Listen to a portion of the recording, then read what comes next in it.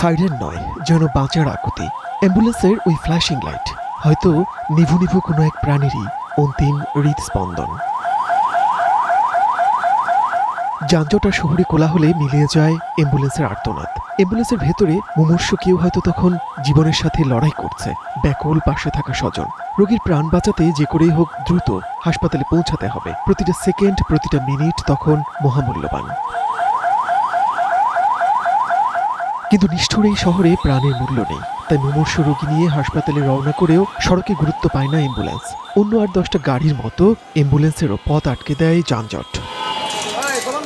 Pneumonia আক্রান্ত বুশরাকে নিয়ে এনআইসিইউর খোঁজে সোহরাওয়ার্দী হাসপাতাল থেকে মগবাজারের রাসমনু হাসপাতালে যাচ্ছেন বিল্লাল ও সালমা দম্পতি। 5.8 কিলোমিটার পথ, রুদ্ধশ্বাস প্রতিটা মুহূর্ত। এই যাত্রার সঙ্গী হয়ে আমরা দেখতে চাই পরবর্তী হাসপাতালে পৌঁছাতে অ্যাম্বুলেন্সটির কত সময় লাগে, জরুরি সার্ভিস হিসেবে রাস্তায় কোনো অগ্রাধিকার পায় কিনা। মিরপুর সড়ক ধরে বিজয় সরণি আসতেই অ্যাম্বুলেন্সটি সিগন্যালে আটকা পড়ে। টানা সাইরেন বাজছে, কিন্তু সিগন্যাল ছাড়ছে না। ভীষণ উদ্বিগ্ন বাবা মা। সাইরেন দিয়ে তো লাভ নাই, ছাড়বো না তো, অনেক বাজায় মনে করেন যে আরো মানুষের ঝামেলা। প্রায় 7 মিনিট এই সিগন্যালে আটকে থাকে অ্যাম্বুলেন্সটি। চালক জানালেন, রোগীর সংকটময় এমন মুহূর্তেও অ্যাম্বুলেন্সকে কোনো ছাড় দেওয়া হয় না। এই সিগন্যাল পেরিয়ে বাকি পথ যেতে অ্যাম্বুলেন্সটির সময় লাগে আরও 18 মিনিট, অর্থাৎ 5.8 কিলোমিটার পথ যেতে অ্যাম্বুলেন্সটির সময় লেগেছে প্রায় আধা ঘন্টা। আমাদের জন্য মনে করেন 6 ফিট 7 ফিট রাস্তা রাখলে যে কোনো অ্যাম্বুলেন্স ইমার্জেন্সি গাড়িগুলো যাইতে পারে। যে কোনো ডাইন সাইড বাম সাইডে একটা রাস্তা সাইড ক্লিয়ার রাখতে হবে। ওই যে অনেক সময় দেখা মোটর সাইকেল বেবি ট্যাক্সি এরা জাম করে রাখে, রাস্তা থাকে না।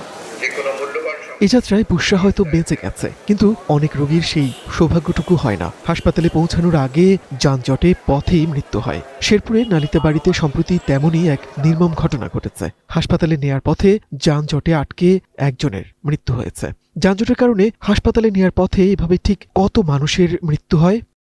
স্বেচ্ছাসেবী সংগঠন সেভ দ্য রোডের পরিসংখ্যান বলছে, গেল 21 মাসে যানজটে আটকা পড়ে অ্যাম্বুলেন্সে কিংবা হাসপাতালে পৌঁছানোর পর বিলম্বজনিত কারণে 584 জনের মৃত্যু হয়েছে, যার মধ্যে শুধু ঢাকাতেই মারা গেছে 490 জন, অন্য বিভাগীয় শহরে 94 জন। অর্থাৎ হাসপাতালে নেয়ার পথে যানজটে আটকে অ্যাম্বুলেন্সেই প্রতি মাসে গড়ে 27 জনের নির্মম মৃত্যু হচ্ছে। আপনার একটা অ্যাম্বুলেন্স যা ডানে যাবে বামে যাবে, এত সাইরেন বাজাচ্ছে, কিন্তু অ্যাম্বুলেন্সটাকে মানে ডানে যাওয়ার বা বামে যাওয়ার কোনো সুযোগ পাচ্ছে না ড্রাইভার।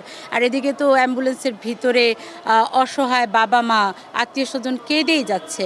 এটার কারণ হচ্ছে যে আপনার আমাদের দেশে প্রচুর জ্যাম। আবার আরেকটা বিষয় হচ্ছে যে সার্ভিস লেনটা, সেই সার্ভিস লেনটাতেও কিন্তু যেখানে সেখানে গাড়ি পার্কিং করে রাখা হয়। অ্যাম্বুলেন্স চালক মোহাম্মদ আপন 8 বছর ধরে আছেন এই পেশায়। যানজট নিয়ে ভয়ঙ্কর সব অভিজ্ঞতা তার। এখন পর্যন্ত যানজটে আটকা পড়ে তার অ্যাম্বুলেন্সে অন্তত 7 জন রোগী মারা গেছেন। হাসপাতালে নেওয়া সম্ভব হয়নি। তার মতো এমন অভিজ্ঞতা আছে আরও অনেক অ্যাম্বুলেন্স চালকের। কারণ আমাদের গাড়িতে যখন একটা রুগী থাকে, একটা অক্সিজেনের একটা রুগী থাকলে সেক্ষেত্রে দেখা গেছে যে আমরা নিজের জীবনেরও আমরা করি না, আমরা গাড়ি নিয়ে আমরা অনেক জোরে যাই, দ্রুত যাওয়ার চেষ্টা করি রুগীটা বাঁচানোর জন্য। কিন্তু সেই ক্ষেত্রে আমাদেরকে ট্রাফিক ওই রকমভাবে সহযোগিতা করে না। ট্রাফিক সিগনালে ওনারা যদি একটু সিগনালটা ছেড়ে দেয় বা আমরা রং সাইড গেলে একটু সাইড দিয়ে দেয়, ওনাদের সেটা দেয় না আমাদেরকে দাঁড়া করা রেখে অন্য গাড়িও ছাড়ে মাঝে মধ্যে। বিশ্বের উন্নত শহরের সড়কে অ্যাম্বুলেন্সকে সর্বোচ্চ অগ্রাধিকার দেওয়া হয়। সাইরেন শুনলেই সামনের পথ চলতি সব গাড়ি দাঁড়িয়ে অ্যাম্বুলেন্সকে যাওয়ার সুযোগ করে দেয়, কারণ সবকিছুর উপরে মানুষের জীবন। যখনই পিছন থেকে তারা সাইরেনটি শুনবেন, সঙ্গে সঙ্গে যে যানবাহন যেখানে আছে তাদের থেমে যেতে হবে। তারা অনেকটা অ্যাঙ্গেল হয়ে থেমে যাবে, একটা রাস্তা তৈরি করে দিবে যাতে করে অ্যাম্বুলেন্স তার যে গতিপথ এবং যে তার গতি আছে সেই গতি নিয়ে যে পেশেন্ট আছে তাকে পরিবহন করতে পারে।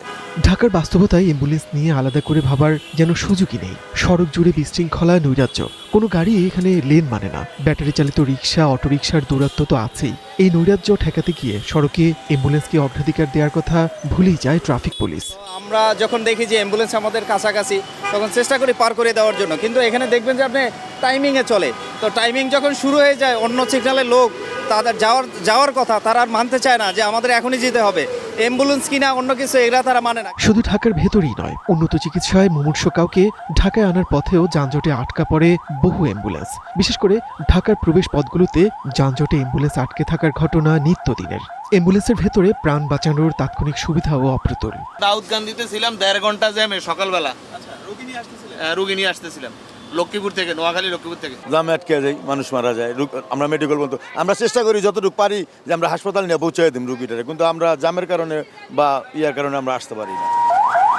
মানুষের জীবন বাঁচাতে সড়কে অ্যাম্বুলেন্সের জন্য আলাদা লেন করার দাবি স্বেচ্ছাসেবী সংগঠন সেভ দ্য রোডের। যদিও বিশেষজ্ঞরা বলছেন দেশের সড়ক বাস্তবতায় আলাদা লেন বাস্তবায়ন প্রায় অসম্ভব। তাই রোগী থাকুক বা না থাকুক, সড়কে অ্যাম্বুলেন্সকে যতটুকু সম্ভব অগ্রাধিকার দিতে হবে। সড়কের মধ্যে প্রায়োরিটি না দিতে পারলেও যখন চৌরাস্তার মোড়ে আসছে সেখানে একটা প্রায়োরিটি দেওয়া যেতে পারে। অ্যাম্বুলেন্সের সাইরেন শুনে যিনি আসলে ট্রাফিক পুলিশ আছেন তিনি চাইলে অন্যান্য ফেজগুলি বন্ধ করে দিয়ে অ্যাম্বুলেন্সকে যাওয়ার একটা সুযোগ করে দিতে পারে। তো সেই জায়গায় আমাদের মধ্যে একটা বিভ্রান্তি আছে। আমরা অনেক সময় মনে করি যে আসলে অ্যাম্বুলেন্স ফাঁকা থাকলে তাকে প্রায়োরিটি দিব না। আসলে এই দর্শনটা ঠিক না। ইমার্জেন্সি ভেহিকেল মানে ইমার্জেন্সি ভেহিকেল। যদি সেখানে রোগী নাও থাকে, বুঝতে হবে সে হয়তো একজন রোগীকে আনতে যাচ্ছে। সড়ক ব্যবস্থাপনায় এত প্রকল্প হচ্ছে, কোটি কোটি টাকা খরচ হচ্ছে, কিন্তু মৃত্যুর এই পরিসংখ্যান চোখে আঙুল দিয়ে দেখিয়ে দেয় যানজট এই শহরের জন্য এখনো নির্মম এক বাস্তবতা। অনাকাঙ্ক্ষিত এমন মৃত্যু ঠেকাতে কিছুই কি করার নেই? মনির মিল্লাত, ওয়ান নিউজ, ঢাকা।